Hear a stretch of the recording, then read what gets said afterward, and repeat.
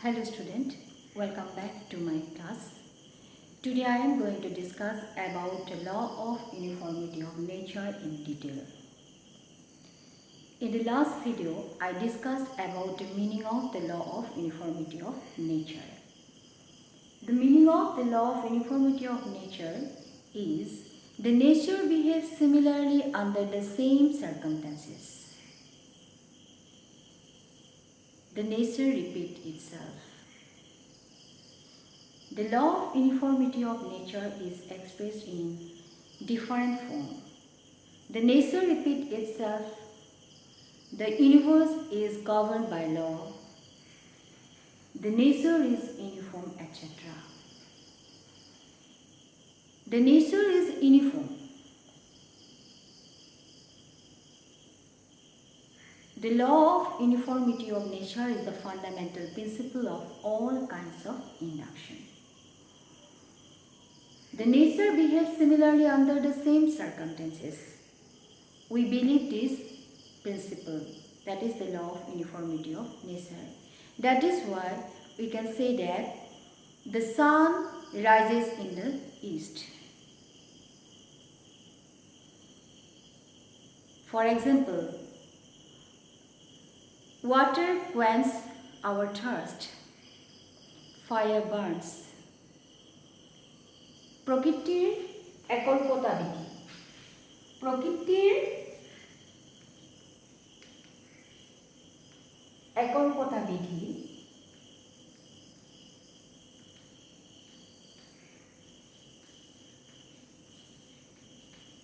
ই হৈছে আগমনৰ আকাৰগত ভিত্তি ইয়াৰ আগৰটো ভিডিঅ'ত মই তোমালোকক কৈছিলোঁ প্ৰকৃতিৰ একল্পতা বিধিৰ অৰ্থ কি প্ৰকৃতিৰ একল্পতা বিধিৰ অৰ্থ হৈছে একে অৱস্থাত প্ৰকৃতিয়ে সদায় একে ধৰণে আচৰণ কৰে আৰু এই প্ৰকৃতিৰ একল্পতা বিধিক বিভিন্ন ধৰণে ব্যক্ত কৰা হৈছে প্ৰকৃতিৰ একৰূপী প্ৰকৃতিত ঘটনাবিলাকৰ পুনৰাবৃত্তি ঘটে সমগ্ৰ বিশ্ব ব্ৰহ্মাণ্ড এক নিয়মৰ অধীন ইত্যাদি এইদৰে প্ৰকৃতিৰ একল্পতা বিধিক বিভিন্ন ধৰণে ব্যক্ত কৰা হৈছে উদাহৰণস্বৰূপে পানীয়ে যিদৰে আমাক তৃষ্ণা নিবাৰণ কৰিছিলে বৰ্তমানতো কৰিব ভৱিষ্যতেও কৰিব এই বিধিৰ ওপৰত বিশ্বাস আছে কাৰণে আমি ক'ব পাৰোঁ যে বেলি সদায় পূবফালে উদয় হয় ঠিক সেইদৰে জুয়ে পুৰে এটা প্ৰকৃতিৰ একৰূপতা বিধিক যদি আগমনৰ ভিত্তি বুলি মানি লোৱা নহয় তেতিয়াহ'লে বা প্ৰকৃতিৰ একৰূপতা বিধিৰ ওপৰত যদি আগমন নিৰ্ভৰশীল নহয় তেতিয়াহ'লে আগমনে কেতিয়াও ইয়াৰ আকাৰগত সত্যতা প্ৰতিষ্ঠা কৰিব নোৱাৰে সাধাৰণতে প্ৰকৃতিত বৈচিত্ৰতা দেখা যায় এফালে যদি গৰম আনফালে ঠাণ্ডা এফালে যদি পাহাৰ এফালে সমতল ইত্যাদি আমি বিভিন্ন ধৰণৰ বৈচিত্ৰতা দেখা পাওঁ কিন্তু তথাপিও প্ৰকৃতিৰ একৰূপতা বিধিৰ অৰ্থ এইটো নহয় যে প্ৰকৃতিত বৈচিত্ৰতা থাকিব নোৱাৰিব প্ৰকৃতিত বৈচিত্ৰতা আছে কিন্তু এই বৈচিত্ৰতা থাকিলেও প্ৰকৃতি কিন্তু একৰূপী তাত সদায় এটা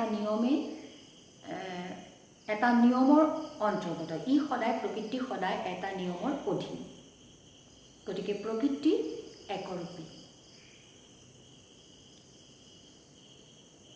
Generally, we perceive that there are variety in the nature. Nature is generally we do not see this uniformity in the nature. Generally, we observe the variety in the nature. But it does not mean that the nature is not uniform. Or the law of uniformity of nature does not mean that there cannot be variety in the nature. Though variety in the nature, but nature is uniform. Why? Because the nature is always governed by the law. For example, the sun rises in the east. We believe on the uniformity uniformity. That is why you can say that the sun rises in the east. দিনৰ পিছত ৰাতি হয়, দিনৰ পিছত ৰাতি হয়, ৰাতিৰ পিছত দিন হয়। এইটো আমি মানি ল'ব পাৰোঁ কিয়? কাৰণ আমি প্ৰকৃতিৰ একৰূপতা বিধি মানি লওঁ। এটা প্ৰকৃতিৰ একৰূপতা বিধিক যদি আমি মানি নলওঁ তেতিয়াহ'লে আমি আগমনে কেতিয়াও আকাৰগতভাৱে সত্য এটা সিদ্ধান্ত প্ৰতিষ্ঠা কৰিব নোৱাৰিব। It is not possible for induction to establish a general real proposition if it does not believe on the law of uniformity of nature. It is fundamental principle. It is self-proof. It is self-evident. We cannot acquire it through the experience. Next, the uniformity. There are three types of uniformity.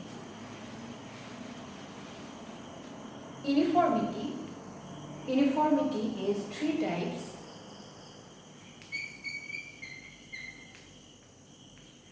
They are: number one, uniformity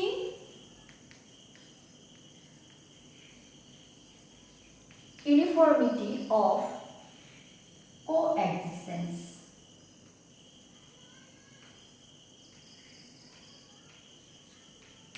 Number two, uniformity of succession. Uniformity of succession.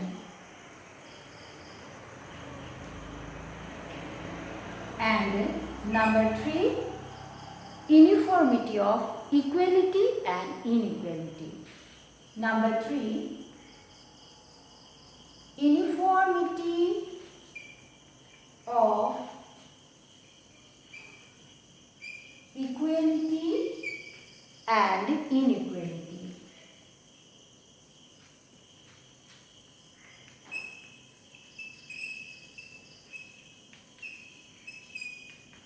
These are the three forms of uniformity. We can see the uniformity of nature in three forms. They are uniformity of coexistence, uniformity of succession, and uniformity of equality and inequality. These are the three forms of uniformity of nature. That means we can observe the uniformity of nature in three forms. Uniformity of coexistence, for example, day and night.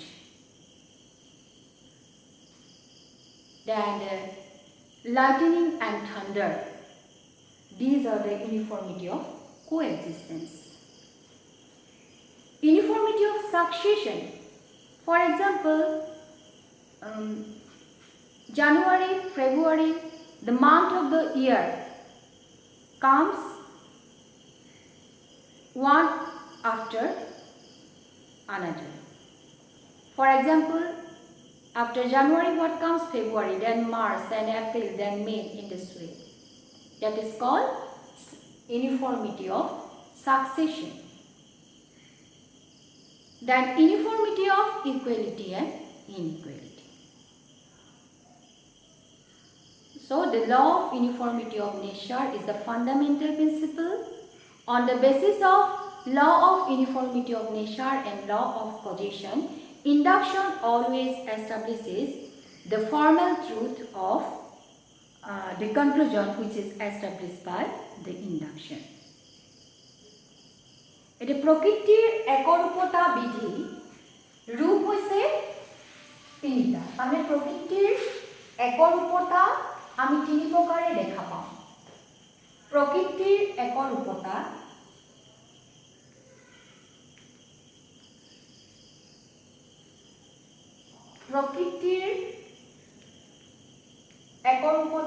তিনি প্ৰকাৰৰ।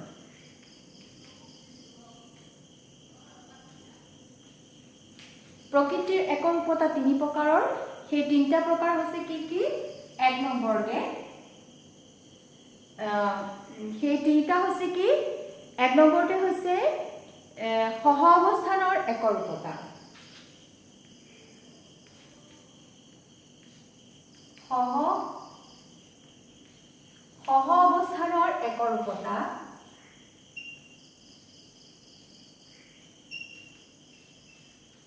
2 number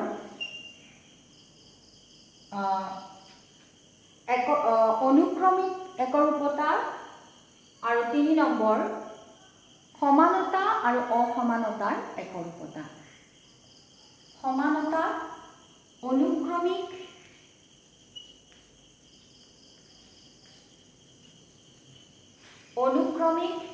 একৰূপতা 3 number সমানতা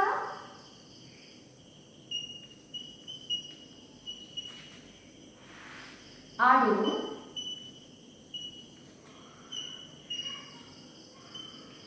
অসমানতাৰ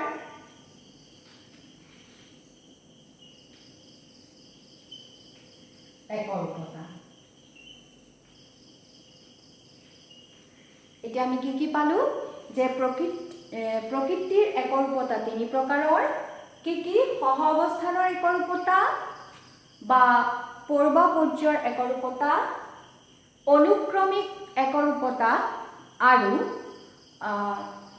সমানতা বা আৰু অসমানতাৰ একৰূপতা গতিকে প্ৰকৃতিৰ একৰূপতা হৈছে এই 3টা প্ৰকাৰ তাৰমানে প্ৰকৃতি যে একৰূপী সেই প্ৰকৃতিৰ একৰূপিতাটোৰ আমি 3টা ৰূপত দেখা পাওঁ কেতিয়াবা সহ অৱস্থানত থাকে কেতিয়াবা অনুক্ৰমিকভাৱে থাকে কেতিয়াবা সমানতা আৰু অসমানতাৰ ৰূপত থাকে এটা সহ অৱস্থানৰ একৰূপতাৰ বাবে আমি ক'ব পাৰোঁ যেনেকৈ বিজুলী আৰু ঢেৰেকনি দিন আৰু ৰাতি একেলগে থাকে তেনেকৈ অনুক্ৰম আমি ক'ব পাৰোঁ যেনেকৈ আমাৰ এটা ইংৰাজী বৰ্ষৰ মাহবিলাক যেনেকৈ জানুৱাৰীৰ পিছত ফেব্ৰুৱাৰী ফেব্ৰুৱাৰীৰ পিছত মাৰ্চৰ পিছত এপ্ৰিল একৰ পিছত 2 পিছত 3 এইবিলাক হৈছে কি অনুক্ৰমিক একৰূপতা ইটোৰ পিছত আনটো তাৰপিছত হ'ল সমানতা আৰু অসমানতাৰ একৰূপতা এই 3টা হৈছে প্ৰকৃতিৰ একৰূপতাৰ 3টা ৰূপ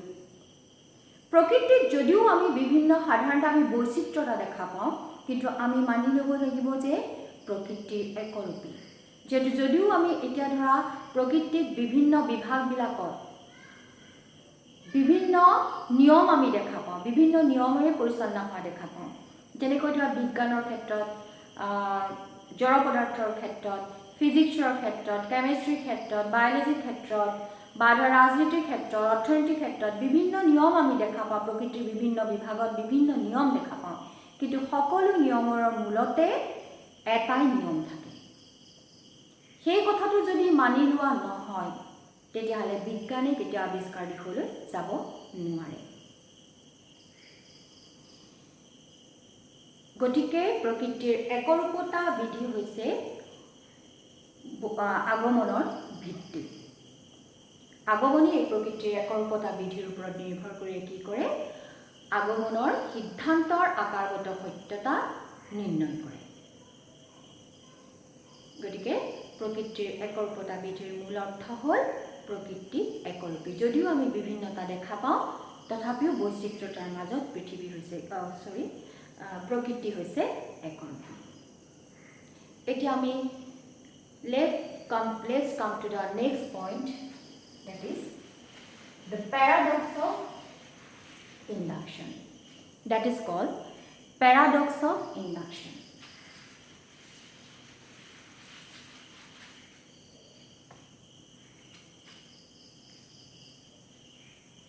paradox of induction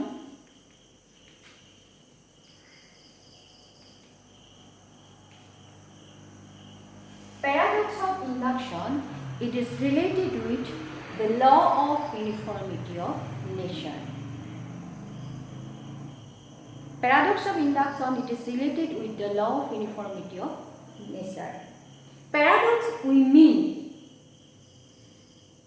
that which is absurd or self-contradictory. Paradox means which is absurd or self-contradictory. That means regarding the paradox of induction, there is a contradictory statement which is given by the John Stuart Mill. The contradictory statement of Mill regarding the law of uniformity of nature is called the paradox of induction. The contradictory statement of Mill related to the law of uniformity of nature is called the paradox of induction. A paradoxical statement is expressed by Mill regarding the law of uniformity of nature. প্ৰকৃতিৰ একৰূপতা বিধিৰ সম্বন্ধে মিলৰ যি মন্তব্য আছিলে, আত্মবিৰোধী মন্তব্য আছিলে বা বক্তব্য আছিলে, সেই বক্তব্য ক্ষেত্ৰতে কি হৈছে আগমনৰ বিৰোধাভাসৰ সৃষ্টি হৈছে। পেৰাডক্স অফ ইণ্ডাকশ্যনত অসমীয়াত কোৱা হয় আগমনৰ বিৰোধাভাস।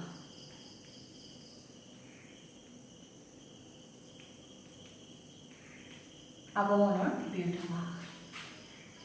এই আগমনৰ বিৰোধাভাস কিহৰ লগত জড়িত? প্ৰকৃতিৰ একৰূপতা বিধিৰ লগত।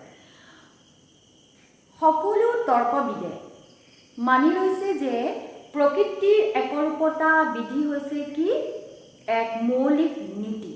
ই হৈছে স্বতঃসিদ্ধ, তাৰমানে স্বপ্ৰমাণিত। এই বিধিত সকলো আগমনৰে ভিত্তি। এই বিধিক মানি নল'লে কেতিয়াও যথাৰ্থ সাৰ্বিক বচন প্ৰতিষ্ঠা কৰিব পৰা নাযায়। এই কথাটো বিখ্যাত তৰ্কবিদ মিলেও মানি লৈছে যে প্ৰকৃতিৰ একৰূপতা বিধি হৈছে এক মৌলিক নীতি, ই হৈছে সকলো আগমনৰে ভিত্তি। গতিকে ইয়াক মানি ল'বই লাগিব। কিন্তু পিছত তেওঁ নিজৰ মতেৰে বিৰোধিতা কৰি কৈছে যে এই প্ৰকৃতিৰ একৰূপতা বিধি হৈছে আগমনৰ ফল। গতিকে তেওঁ নিজেই নিজৰ মতৰ বিৰোধিতা কৰিছে। তেওঁৰ মতে প্ৰকৃতিৰ একৰূপতা বিধি হৈছে বৈজ্ঞানিক আগমনৰ ফল। যদি সি বৈজ্ঞানিক আগমনৰ ফলেই হয়, তেতিয়াহ'লে সি কেনেকৈ আগমনৰ ভিত্তি হ'ব? গতিকে সেই ক্ষেত্ৰতে তেওঁৰ মতত কি সৃষ্টি হৈছে? বিৰোধাভাসৰ সৃষ্টি হৈছে। গতিকে প্ৰকৃতিৰ একৰূপতা বিধিৰ সম্বন্ধে তৰ্কবিদ মিলৰ যি আত্মবিৰোধমূলক উক্তি, তাকে আগমনৰ বিৰোধাভাস বোলে। The contradictory statement of Mill regarding the law of uniformity of nature is called paradox of induction. Like the other logician, he also believed that the law of uniformity of nature is the fundamental principle. It is self-evident, it is universal, we cannot prove it, and we must admit that it is the ground of all kinds of induction. But later he said that the ground of induction is itself a induction. That is, it is the result of unscientific induction or induction per simple enumeration. The another name of the unscientific induction is induction per simple enumeration. All of we know that the unscientific induction is always probable. The conclusion of the unscientific induction is always probable. Then how can a result of induction, how can be the ground of the induction by itself? So that is the contradiction of Mill's statement regarding the law of uniformity of nature. At first, like the other logician, he believed that the law of uniformity of nature is the fundamental principle, it is the ground. But later he said that no, it is the result of the induction of per simple enumeration. That is the paradoxical statement of Mill regarding the law of uniformity of nature, and that is called paradox of induction. এতিয়া কি হ'ল যে মিলৰ প্ৰকৃতিৰ একৰূপতা বিধি সম্পৰ্কে যি আত্মবিৰোধী মতবাদ, সেই মতবাদেই হৈছে কি আগমনৰ বিৰোধাভাস। কিন্তু এই মতবাদ গ্ৰহণযোগ্য নহয়। এই মতবাদক বিভিন্ন ধৰণেৰে কি কৰা হৈছে, সমালোচনা কৰা হৈছে। এই মতবাদ গ্ৰহণযোগ্য নহয়। প্ৰথমতে ই গ্ৰহণযোগ্য নহয় কিয়? কাৰণ মিলৰ প্ৰকৃতিৰ একৰূপতা বিধি সম্বন্ধে যি মতবাদ, সেই মতবাদত চক্ৰক দোষৰ সৃষ্টি হৈছে। এটা তৰ্কীয় দোষৰ সৃষ্টি হৈছে, সেই দোষটোৰ নাম হৈছে চক্ৰক দোষ। চক্ৰক দোষ। প্ৰকৃতিৰ একৰূপতা বিধিৰ সম্বন্ধে মিলৰ যি বিৰোধাভাসৰ সৃষ্টি হৈছে, সেই বিৰোধাভাসত তেওঁৰ এটা দোষৰ সৃষ্টি হৈছে আৰু সেই দোষটো কোৱা হয় চক্ৰক দোষ। একেটা কথাকেই তাৰমানে চক্ৰৰ দৰে ঘূৰি ঘূৰি তেওঁ কৈ আছে। এবাৰ তাক কি কৰিছে, ভিত্তি বুলি কৈছে প্ৰকৃতিৰ একৰূপতা বিধিত, আকৌ এবাৰ কৈছে নহয় ই আগমনৰ ফল। গতিকে কি হৈছে, প্ৰথমতে তেওঁ সমালোচনা কৰি কোৱা হৈছে যে আগমনৰ বিৰোধাভাস গ্ৰহণযোগ্য নহয়, মিলৰ মতটো গ্ৰহণযোগ্য নহয়, যিহেতু তেওঁৰ এই মতত কি হৈছে, চক্ৰক দোষৰ সৃষ্টি হৈছে। দ্বিতীয়তে তেওঁৰ মতে প্ৰকৃতিৰ একৰূপতা বিধি হৈছে অবৈজ্ঞানিক আগমনৰ ফল। যদি অবৈজ্ঞানিক আগমনৰ ফলস্বৰূপে যদি প্ৰকৃতিৰ একৰূপতা বিধি পোৱা যায়, তেতিয়াহ'লে অবৈজ্ঞানিক আগমন বা অপূৰ্ণ গণনা ভিত্তিক আগমন। অবৈজ্ঞানিক আগমনৰ আন এটা নাম হৈছে অপূৰ্ণ গণনা ভিত্তিক আগমন। ই হৈছে সেই অপূৰ্ণ গণনা ভিত্তিক আগমনৰ যদি ফল হয় প্ৰকৃতিৰ একৰূপতা বিধি, তেনেহ'লে ই নিজেই দেখোন সম্ভাৱনামূলক। তেতিয়াহ'লে এটা সম্ভাৱনামূলক বিষয় কেনেকৈ আগমনৰ ভিত্তি হ'ব পাৰে। তাৰপিছতে তৃতীয়তে ই গ্ৰহণযোগ্য নহয়, কাৰণ কিয়? মিলৰ মতে কি হৈছে যে প্ৰকৃতিৰ একৰূপতা বিধি অভিজ্ঞতালব্ধ, কিন্তু প্ৰকৃতিৰ একৰূপতা বিধি কেতিয়াও অভিজ্ঞতাৰ জৰিয়তে পাব নোৱাৰি। ই হৈছে এটা মৌলিক নীতি। গতিকে আগমনৰ বিৰোধাভাস গ্ৰহণযোগ্য নহয়। The Mill's view is not acceptable regarding the law of uniformity of nature. Why? Because it is criticized in this way. Number one, the Mill's view regarding the law of uniformity of nature makes a fallacy, and the name of that fallacy is petitio principii. The Mill's view regarding the law of uniformity of nature commit a fallacy, and the name of that fallacy is petitio principii. What? Petitio principii.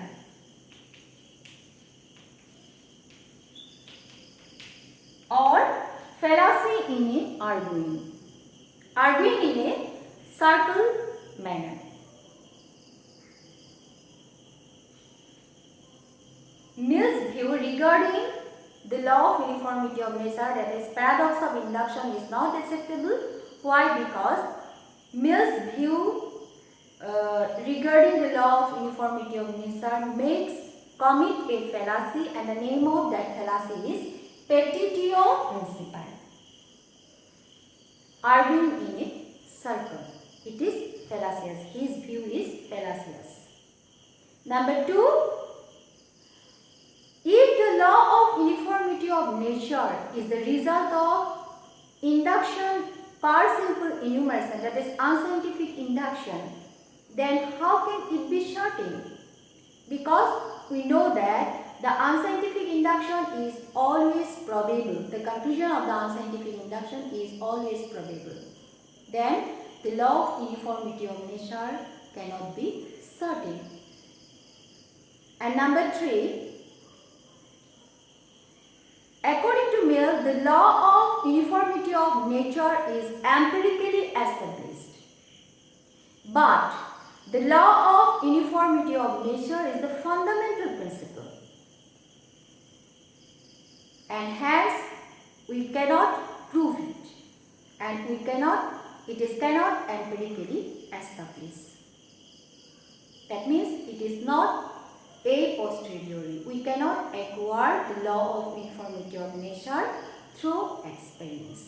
The law of uniformity of nature is the fundamental principle. We must accept that the law of uniformity of nature is self-evident. We cannot prove it. It is certain. If it is not accepted that the law of uniformity of nature is the fundamental principle and it is universal and self-evident, then the induction cannot establish the formal truth of its conclusion. So that's all for today.